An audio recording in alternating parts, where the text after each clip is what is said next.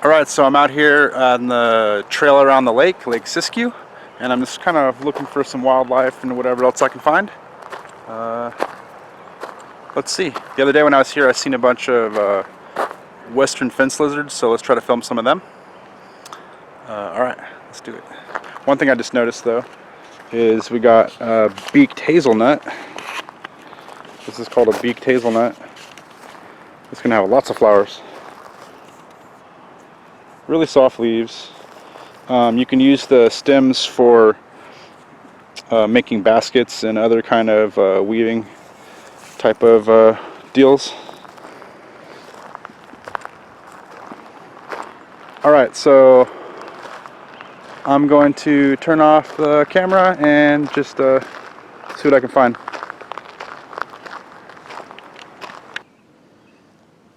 Here's a antlion trap. There's another one right there. Whoops, I didn't mean to zoom in. There's another one right here. There's another one. Usually they're in big groups. There's another one. There's one right there as well. Right in the center of the screen. Let's see if we can get this one to trigger. They're trying to catch ants, of course, and other little small critters. So let's see if we can. Let's change the angle so we can actually see what's going on. There we go. We kind of just get some material, get some particles to fall into the pit, and they'll start throwing sand up to try to see. It's starting to move. Watch.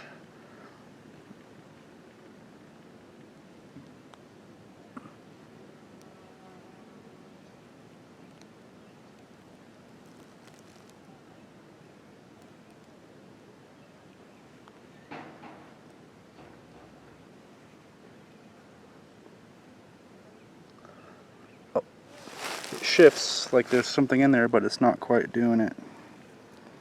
And I keep aiming away by accident with the camera. There we go. It should start throwing debris up at it. I think it's over to the side. It's not actually at the bottom of the pit like it should be, because the movement I keep seeing is right here on the side.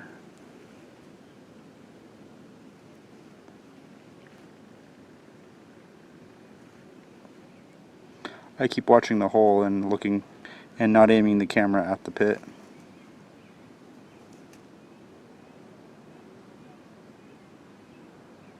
That one's not being very active. Here, let's go for this one right here. This one looks a little deeper. Oh, there we go. See?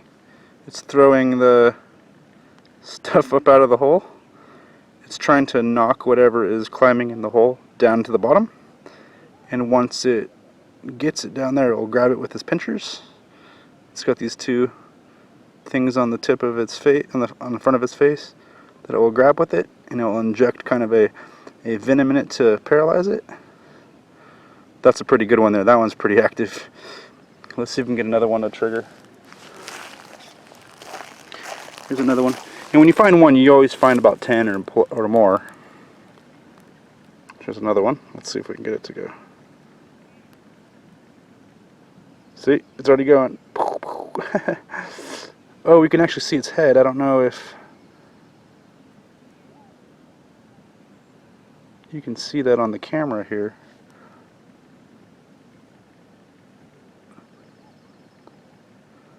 Very cool though.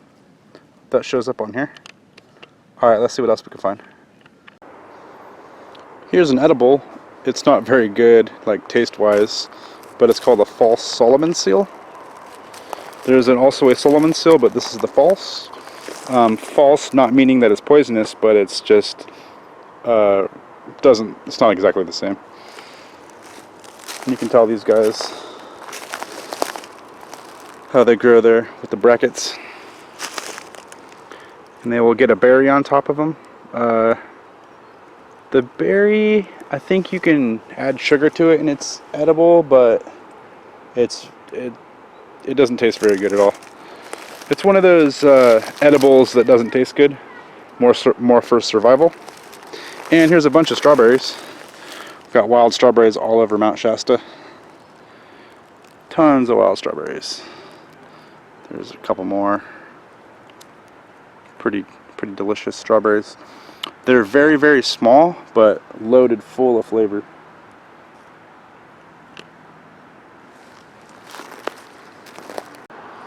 Here's another wild edible. There's a couple of them, a bunch of plants right here, about 10 plants. This is called a black currant. They're pretty good. This is one of my favorites I like to eat when they're ready. These guys won't be ready for quite a long time though. A lot this year, a lot of blooming this year, so there should be lots and lots of black currants. This one's got a lot of flowers especially. Look at that. So many. And there'll be a berry where each one is. Each little flower. Pretty good.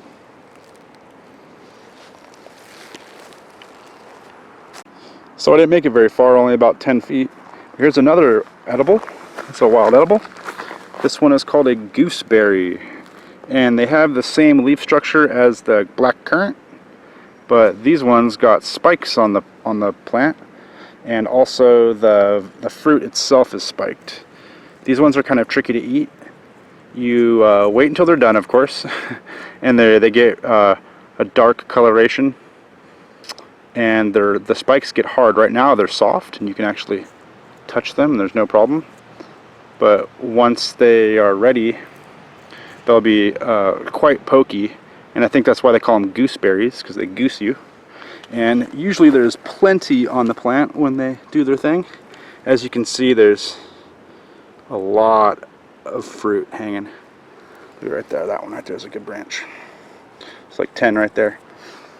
What you got to do is, or what I do, is I put one, I grab a bunch, and I take one, and I put it on like a rock or some kind of a stick or hard surface, and I take my knife and I cut it in half, and then you kind of from where you cut it, you pull back the spikes until you got a good grasp on the whole fruit, and then you squeeze it, and what comes out kind of looks like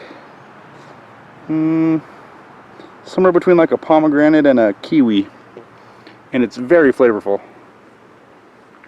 And you use your teeth to scoop it out of the slit that you okay, so you squish it, and then it's like flat, and then you use your teeth to scoop it out or scoop it off, and it's quite good.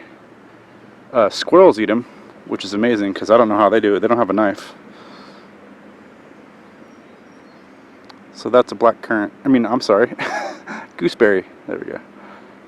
But the leaf structure is just about identical.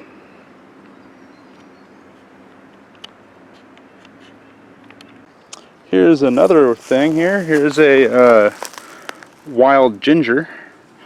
I forgot its edibility of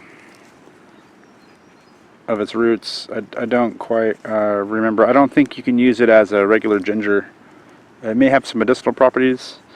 Actually, I'm not too sure too much about it, but I do know what it looks like. It's pretty good. Pretty good tasting. I've chewed on it and then tossed it. Oh, look at this one's flowering. I didn't even know they flowered like that. That is really cool. Very cool.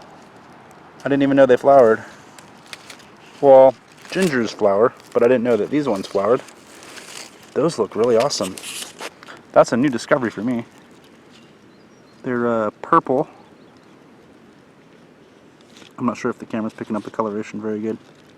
It's like a brownish purple. I'm gonna give them a sniff and see what they smell like.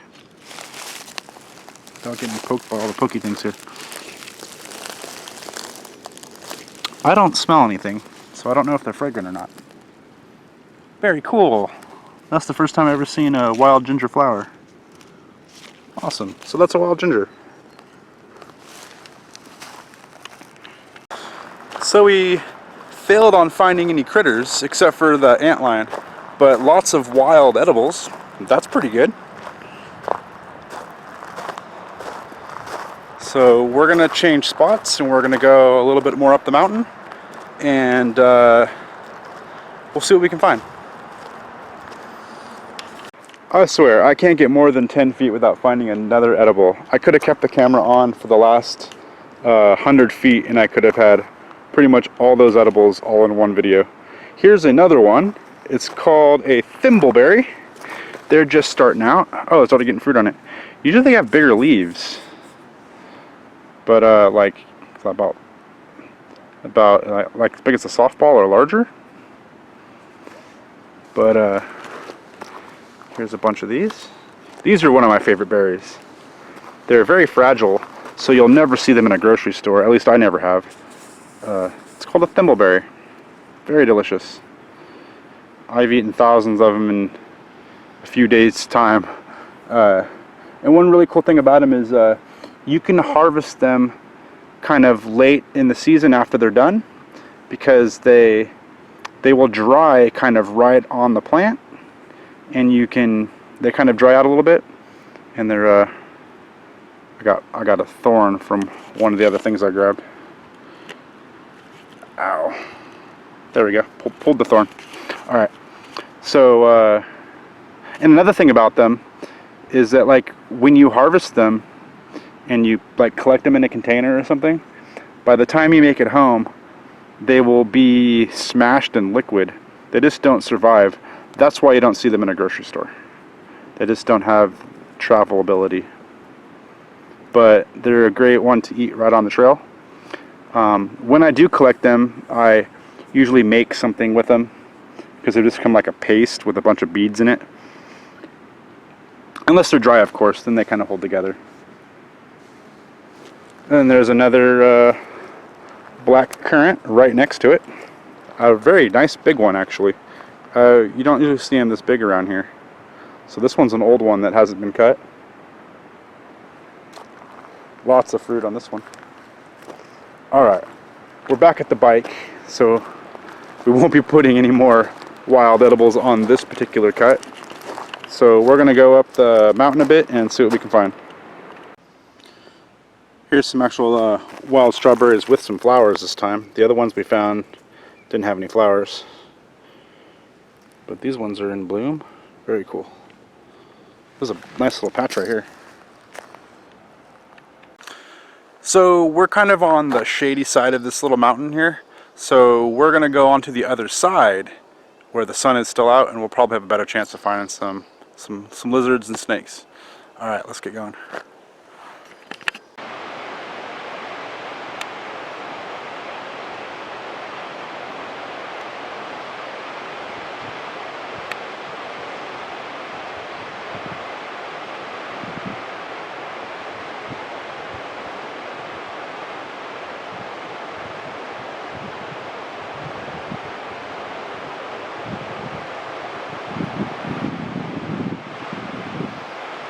The western fence lizard.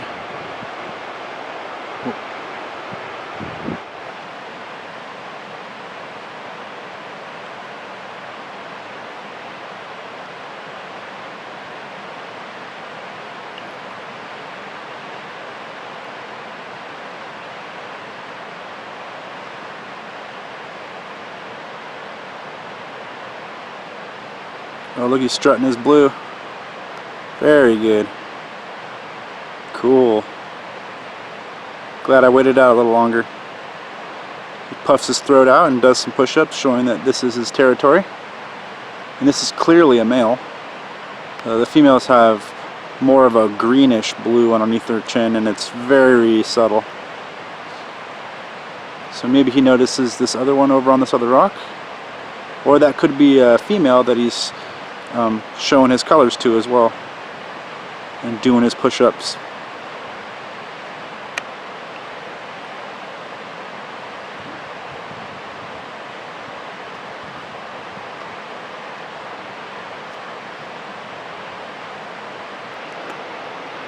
Aww. I got right up on him and he was cool, but now he moved again. It's okay. He'll do a bunch of push-ups once he lands. Oh. And stops running. See the blue on his side as well? Beautiful.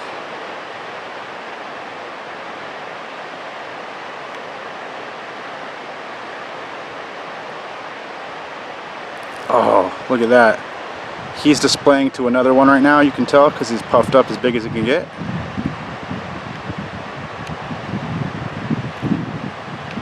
And this is what they'll do to mark their territory, show their territory, or their defense of their territory, I guess. I didn't see where that other one went. Probably ran for it. They'll also strut their territory against us too if we get too close. You'll see them, they'll run like 5 feet and then they'll turn towards us and turn sideways on us and then start to do push-ups.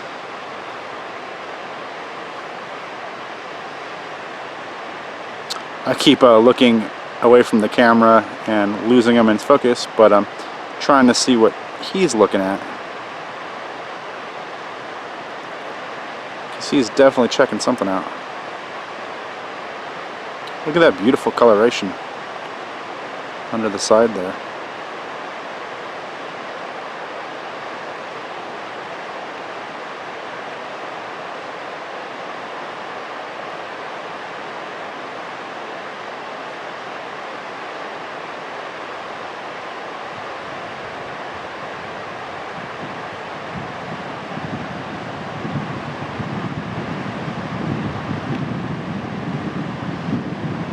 He's letting that ant crawl on him. The ant doesn't bother him, I guess, huh?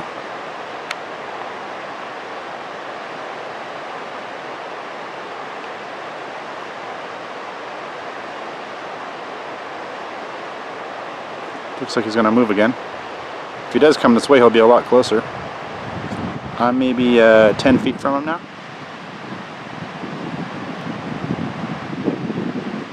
Oh, beautiful.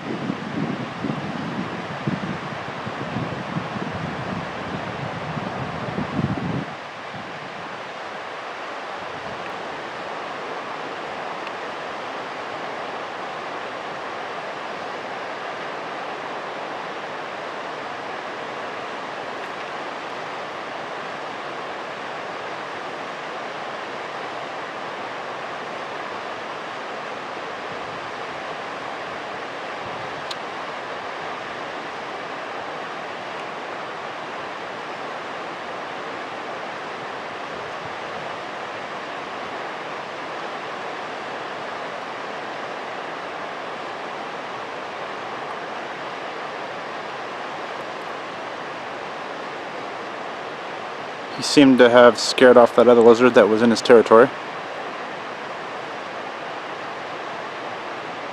Since he moved to this rock, I haven't seen the other one.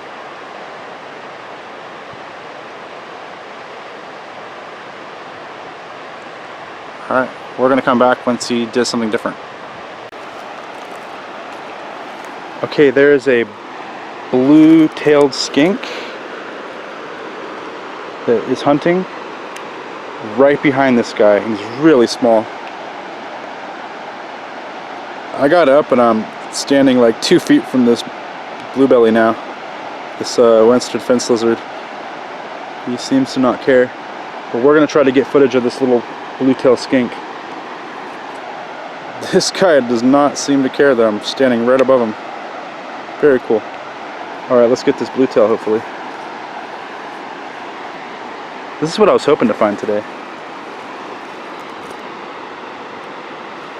They're very oh, I scared him. Darn, I didn't see him. And I frightened him by accident.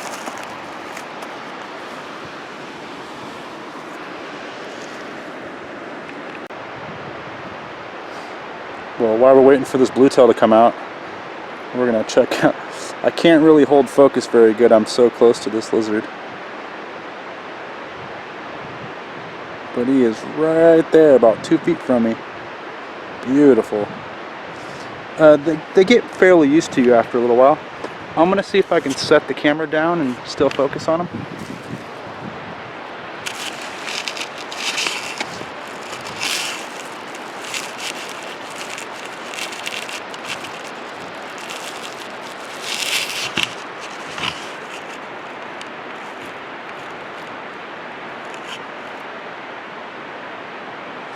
There we go.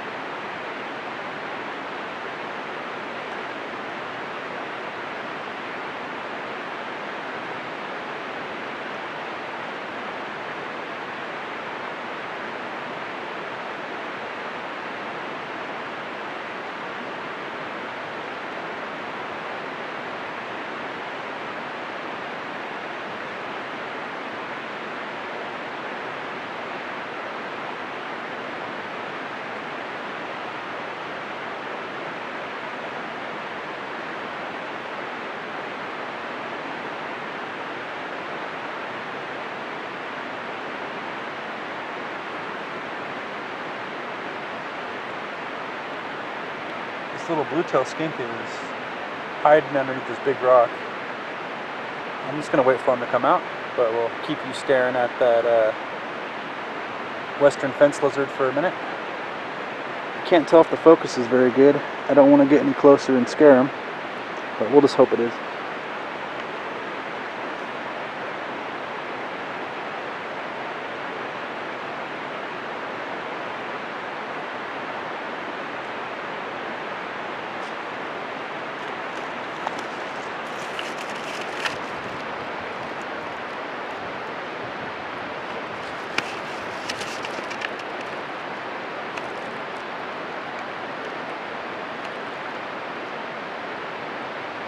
He took off to a further rock, but that's alright. We're getting a bunch of good angles.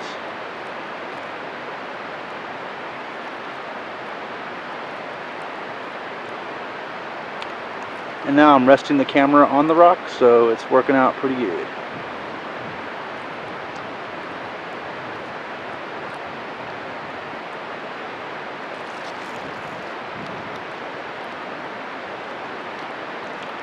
Alright, I only got about 30 minutes left on my camera, so we're going to focus on trying to get video of this blue-tail skink.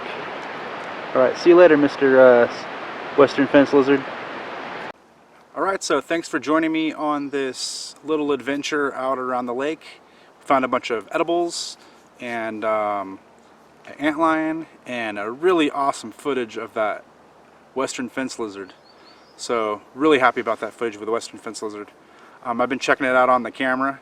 It looks pretty good, but we'll be able to see on the computer at home if it really looks good at all.